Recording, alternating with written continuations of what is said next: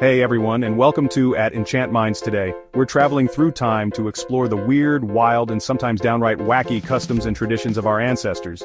You know, those folks who lived before the internet, smartphones, and the pure joy of cat videos. Because let's be real, sometimes when we look back at history, it feels like we're looking at a completely different species. I mean, sure they built pyramids and wrote Shakespeare, but they also did things that would make even the most adventurous TikToker say, nope, not trying that. So buckle up, buttercups, because we're about to dive deep into the bizarre practices that made up everyday life for people in the past. From hair-raising hairstyles to food that'll make you lose your lunch, we're uncovering it all. Get ready to question everything you thought you knew about history, because things are about to get weird. And trust me, you won't believe some of these. Alright, let's kick things off with something everyone loves, hair. But we're not talking about your perfectly tousled beach waves or that sleek man bun. No, my friends, we're talking about the kind of hairstyles that would make even Marie Antoinette say, okay, that's a little extra. Because back in the day, hair wasn't just hair, it was a status symbol, a fashion statement, and sometimes even a weapon. Seriously. We're talking towering wigs, elaborate braids adorned with jewels and ribbons, and styles so complicated they required a team of servants to construct. Imagine waking up every morning and spending hours upon hours getting your hair did. No, not did like a quick blow dry and some dry shampoo. I'm talking about a full-on architectural project happening on your head. And the craziest part? This wasn't just one culture or time period. From ancient Egypt to the court of Louis XIV, people were obsessed with pushing the boundaries of hair. So let's break down some of the most outrageous hairdos that would make even the most dedicated influencer say, pass the hairspray, but hold the history lesson. Now, no discussion of historical hair would be complete without mentioning the powdered wig, a hairstyle so iconic it's practically synonymous with the 18th century. But what you might not know is that these wigs weren't just fashionable, they were also a breeding ground for some seriously unpleasant stuff. We're talking about lice, mites, and even fungus all thriving in the flour and animal fat used to powder those wigs. Imagine having your head itch so badly, but you couldn't scratch it because you were wearing a giant, expensive hairpiece. Yeah, not exactly the glamorous image we often associate with the powdered wig. And it gets worse. Some people even used urine to treat their wigs, believing it would keep them clean and shiny. Spoiler alert, it didn't. In fact, it probably just made them smell worse. But hey, at least they looked fabulous, right? Well, maybe not. These wigs were so heavy and uncomfortable that they often caused headaches and even neck pain. Plus, they were incredibly flammable, which led to some rather unfortunate accidents in candlelit ballrooms. From powdered wigs of Europe to elaborate hairstyles of ancient Japan, people have always found creative ways to style their hair. These trends offer a glimpse into past cultural values. Take the bulletproof buns in Africa. They protected the wearer's head. Now that's a hairstyle with substance. Alright folks, let's move on from the hair-raising world of historical hairstyles to something equally important, food. Because while we might think we're adventurous eaters today with our avocado toast and cronuts, our ancestors were chowing down on some seriously questionable cuisine. I'm talking about dishes that would make even the most seasoned foodie say, hard pass. We're talking fermented fish sauce that would knock your socks off, and not in a good way. Bird's nest soup, that's exactly what it sounds like, yes, bird saliva is involved, and other culinary concoctions that'll have you wondering how humanity survived this long. But before you judge too harshly, remember that food, much like hair, was about more than just sustenance back in the day. It was about survival, tradition, and sometimes just plain old making do with what you had. So, grab your metaphorical spork and your strongest antacid, because we're about to embark on a culinary journey through time that's sure to be equal parts fascinating and stomach-churning. Let's start with a culinary classic from ancient Rome, garum. This fermented fish sauce was a staple of the Roman diet, used to flavor everything from soups and stews to meats and vegetables. Think of it as the ketchup of the ancient world. Now I know what you're thinking. Fermented fish sauce? That sounds potent. And you'd be right, garum was notoriously pungent, with a smell that could clear a room faster than a chariot race. Roman writers described its aroma as putrid and nauseating, but hey, to each their own, right? Apparently the ancient Romans couldn't get enough of this fishy condiment, even using it as a medicine and an aphrodisiac. But here's the thing. Garum wasn't just some random culinary quirk, it was actually a surprisingly nutritious source of protein and umami flavor, and it played a vital role in the Roman economy. So, the next time you're feeling adventurous in the kitchen, maybe skip the garum and stick to sriracha, your nose will thank you. Now let's fast forward a few centuries to the Middle Ages, a time period known for its knights, castles, and well, some rather interesting culinary choices. Forget about your fancy molecular gastronomy and farm-to-table fare. Medieval cuisine was all about hearty dishes, exotic meats, and a healthy dose of whatever doesn't kill you makes you stronger.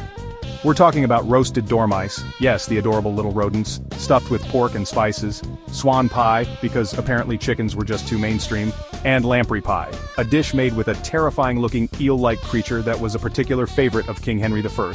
And don't even get me started on the spices. Medieval cooks weren't afraid to experiment with bold flavors, using everything from saffron and cinnamon to ginger and cloves. Of course, this was partly due to the fact that refrigeration was non-existent, so spices were used to mask the taste of, shall we say, mature ingredients. Alright, let's talk about greetings. You know, the usual handshake, the polite nod, the occasional awkward hug. But our ancestors, oh boy, they took greetings to a whole other level. Imagine, if you will, rubbing noses with someone as a way of saying hello. Not metaphorically like actually pressing your nose against another human's nose. Sounds strange, right? Well, believe it or not, this practice, known as sniffing, was a common greeting in several ancient cultures. From the Inuit people of the Arctic to the Maori of New Zealand, nose rubbing was a way of sharing breath, which was seen as a symbol of life and connection. Imagine, if you will, rubbing noses with someone as a way of saying hello, not metaphorically like actually pressing your nose against another human's nose. Sounds strange, right? Well, believe it or not, this practice, known as sniffing, was a common greeting in several ancient cultures. From the Inuit people of the Arctic to the Maori of New Zealand, nose rubbing was a way of sharing breath, which was seen as a symbol of life and connection. It was a way of saying, hey, I'm here, you're here, we're in this together. And it wasn't just a quick brush of the noses either. We're talking a full-on, prolonged sniff, sometimes accompanied by a gentle rub or even a soft hum. It might seem a little intense to us, but hey, at least they weren't awkwardly standing there trying to figure out who should hug first. Now, if you thought nose rubbing was strange, buckle up because we're just getting started. Across the globe, cultures developed their own unique and, let's be honest, sometimes baffling ways of saying hello. The Tibetans, for example, had a rather, shall we say, interesting way of showing respect. They would stick their tongues out at each other. Yes, you heard that right. Tongues out, not in a mocking way, but as a gesture of good intentions. The story goes that this tradition dates back to the 9th century, during the reign of a particularly cruel king with a black tongue. After his death, people began sticking out their tongues to prove they weren't the reincarnated tyrant. Over time, it evolved into a common greeting, a way of saying, see, no black tongue here, just good vibes. It's a good reminder that even the strangest customs often have fascinating historical roots. And the creativity doesn't stop there. The Maasai people of East Africa, known for their vibrant culture and warrior traditions, also had a rather unique greeting ritual involving, well, spitting. But before you wrinkle your nose in disgust, let me explain. Among the Maasai, spitting wasn't considered rude. In fact, it was a sign of respect and even a blessing. Warriors would spit into their hands before shaking the hand of an elder, and people would spit on newborns to wish them good luck and a long life. It might seem counterintuitive to us, but in their culture, saliva was seen as a powerful substance, a life-giving force. So, the next time you're tempted to judge someone else's customs as weird, take a moment to consider the cultural context.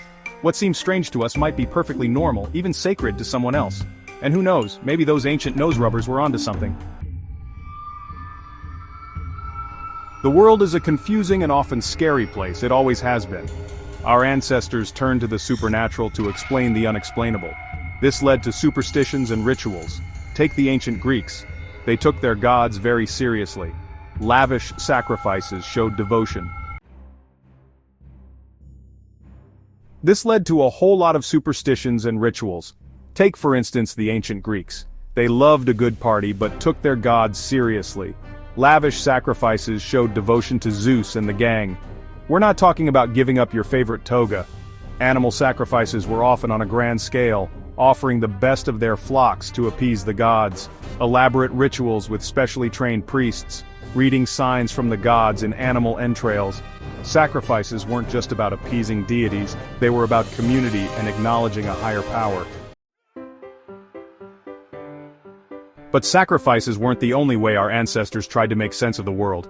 Oh no, there were superstitions galore, covering everything from warding off evil spirits to ensuring good luck and love. The ancient Romans, for example, were notoriously superstitious. They believed that certain days were luckier than others, and they even had a word for it. Dies fasti for lucky days, and dies nefasti for unlucky ones. Imagine planning your wedding around a calendar of good and bad omens. Talk about pressure. And then there were the amulets and talismans. These were objects often worn on the body that were believed to possess magical powers. The ancient Egyptians were particularly fond of amulets, with different symbols representing different gods and offering protection from specific dangers. Need to ward off the evil eye? There's an amulet for that. Want to ensure a safe journey? Amulet time. It was like having a pocket full of good luck charms, except these charms were often made of precious metals and gemstones. And these superstitions weren't confined to any one culture or time period. In medieval Europe, people believed that spilling salt was bad luck, a superstition that persists in some form to this day. Let's be honest, who hasn't tossed a pinch of salt over their left shoulder just in case? In many cultures, black cats were seen as harbingers of misfortune, while in others they were revered as symbols of good luck. It all depends on who you ask and when. The point is, humans have always sought ways to understand and control the world around them. And in the absence of scientific explanations, superstitions provided a sense of order, a way to explain the unexplainable, and maybe, just maybe, tip the scales of fate in their favor. So, the next time you find yourself knocking on wood or avoiding cracks in the sidewalk, remember that you're participating in a long and storied tradition of human superstition. Just don't blame me if it doesn't work out. Alright, let's talk fashion, but we're not talking about the latest trends on the runway or the newest Instagram-worthy outfits. We're diving headfirst into the sometimes glorious, sometimes baffling, and often downright bizarre world of historical fashion. And trust me, our ancestors had some interesting ideas about what looked good. Let's start with the Renaissance, shall we? A time of great artistic and intellectual flourishing, but also a time when men apparently decided that the bigger the bulge, the better. Enter the codpiece. This, unique garment, essentially a pouch that accentuated the male anatomy, was all the rage in the 16th century. Made of fabric, metal, or even leather, codpieces came in all shapes and sizes, from subtle enhancements to, well, let's just say some were more prominent than others. They were padded, embellished, and even used as pockets to store small items. Because why not? It was a fashion statement that screamed, "Look at me! I'm a man of wealth and, virility." But the Renaissance wasn't the only era with questionable fashion choices. Fast forward a couple of centuries to the 18th century, and we encounter another trend that might leave you scratching your head towering hairstyles. We're talking gravity-defying structures of hair, wigs, extensions, and even decorative objects piled high upon the heads of fashionable men and women. These hairstyles, popularized by figures like Marie Antoinette, could reach heights of up to 3 feet tall. Imagine trying to hail a carriage or, fit through a doorway with one of those bad boys on your head. These elaborate creations required hours of work from skilled hairdressers, who used pomade, powder, and even wire frames to construct these masterpieces. And let's not forget the accessories. Feathers, ribbons, jewels, and even miniature ships were incorporated into these hairstyles, turning heads into veritable works of art. It was a fashion statement that screamed, "I'm wealthy, I'm powerful, and I have way too much time on my hands." But perhaps the most extreme example of historical fashion, faux pas, comes from China, where foot binding was practiced for centuries. This painful and disfiguring custom involved tightly binding the feet of young girls to prevent them from growing to their natural size. The result? Tiny pointed feet considered the epitome of beauty and status. Women with bound feet were seen as more desirable marriage prospects, and it was a practice that transcended social classes. Of course, the reality was far from glamorous. Foot binding was incredibly painful, often leading to infections, deformities, and lifelong mobility issues. It's a stark reminder that beauty standards are often arbitrary and, in some cases, downright harmful. So, the next time you're tempted to complain about having to wear a tie or uncomfortable shoes, just be thankful you weren't born in a time when fashion choices could be truly life-altering. And maybe give a nod of appreciation to the fact that most of us are free to express ourselves through fashion without the pressure of codpieces, 3-foot-tall hairstyles, or, permanently altering our bodies. Hey there, history enthusiasts! Welcome back to our exploration of the weirdest customs and traditions of the past. Today we're diving headfirst into a topic that's, well, a little less glamorous than fashion faux pas hygiene habits. Or, should I say, the lack thereof. Now, I know what you're thinking, John, hygiene, that's just people not showering, boring. But trust me folks, this is a rabbit hole worth going down. Because while we might take our daily showers and hand sanitizer for granted, our ancestors lived in a world where bathing was considered a luxury and a strong perfume was your best defense against, well, everything. Or, should I say, the lack thereof. Now I know what you're thinking. John, hygiene? That's just people not showering. Boring. But trust me folks, this is a rabbit hole worth going down. Because while we might take our daily showers and hand sanitizer for granted, our ancestors lived in a world where bathing was considered a luxury, and a strong perfume was your best defense against, well, everything. Imagine a world where people believed that water actually carried diseases, or where a full-body bath was something you did maybe once a year, if you were lucky. That was the reality for much of human history.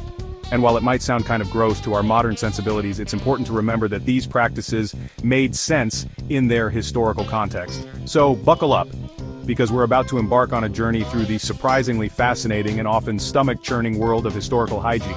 From the luxurious bathhouses of ancient Rome to the pungent streets of medieval Europe, we're about to uncover the weird, the wacky, and the downright smelly side of history.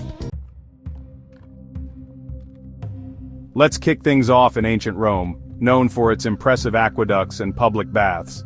These baths were social hubs, places to meet friends and discuss politics. They had multiple rooms for different temperatures, from frigidarium to caldarium. Fast forward to the Middle Ages, and public baths fell into disrepair. People believed hot water opened pores, making them susceptible to illness. If people weren't bathing, what did they do about body odor? That's where perfume comes in. Strong, overpowering fragrances masked the natural aroma. Perfumes were made from flowers, herbs, and animal musk. They scented clothes, furniture, and chamber pots. Chamber pots were medieval toilets. Without indoor plumbing, waste was tossed out windows. Hygiene in the past was a wild ride, from Roman baths to perfume-drenched medieval streets. We've talked about weird hair, questionable food, and hygiene habits that would make a modern-day germaphobe faint. But now, prepare yourselves, because we're diving into the fascinatingly bizarre world of historical beauty standards. And trust me folks, beauty is in the eye of the beholder, but some of these past trends were downright, well, strange. From foot binding in ancient China to the towering hairstyles of 18th century Europe, people throughout history have gone to extraordinary and often painful lengths to achieve the ideal look. And I'm not talking about a little contouring or a push-up bra, we're talking about practices that could literally reshape your body. From foot binding in ancient China to the towering hairstyles of 18th century Europe, people throughout history have gone to extraordinary and often painful lengths to achieve the ideal look.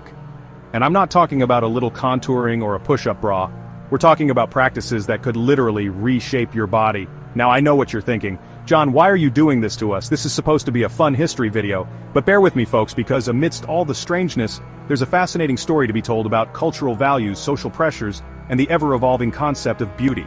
So, buckle up as we explore the fascinating and sometimes cringeworthy world of historical beauty standards. From elongated necks to painted faces, we're about to uncover the lengths people went to in the pursuit of what was considered beautiful. Let's start with a practice that's both fascinating and deeply unsettling: foot binding. This ancient Chinese custom, which began over 1,000 years ago, involved tightly binding young girls' feet to prevent them from growing to their natural size. The goal was to achieve tiny, arched feet, known as lotus feet, which were considered incredibly beautiful and a sign of high social status. But this beauty came at a steep price. Foot binding was incredibly painful, and it often resulted in deformities, infections, and lifelong disabilities. But foot binding wasn't the only example of body modification in the name of beauty. In some cultures, elongated necks were considered the epitome of feminine beauty. Women from the Kayan-Lawi tribe in Myanmar, for example, wore brass rings around their necks, gradually adding more rings as they grew older. These rings created the illusion of an elongated neck, a highly desirable trait in their culture. However, like foot binding, this practice also came with its share of health risks, as it could put pressure on the collarbone and ribs. Fast forward to 18th century Europe, where powdered wigs and painted faces were all the rage. Marie Antoinette and her contemporaries wore elaborate wigs and makeup, disguising lice and scalp conditions. Beauty standards were diverse, often bizarre, reflecting cultural values and social pressures. Well, that's it for today's weird and wonderful journey through history. We've laughed, we've cringed, and maybe learned a thing or two about the strange and surprising customs of our ancestors. From sky-high hairstyles to questionable hygiene habits, we've uncovered some of the most bizarre traditions from the annals of history. And while some of these practices might seem downright weird to us today, they remind us that culture is constantly evolving, and what's considered normal in one era might be seen as bizarre in another. Thanks for watching, and don't forget to like, comment, and subscribe for more bizarre historical content.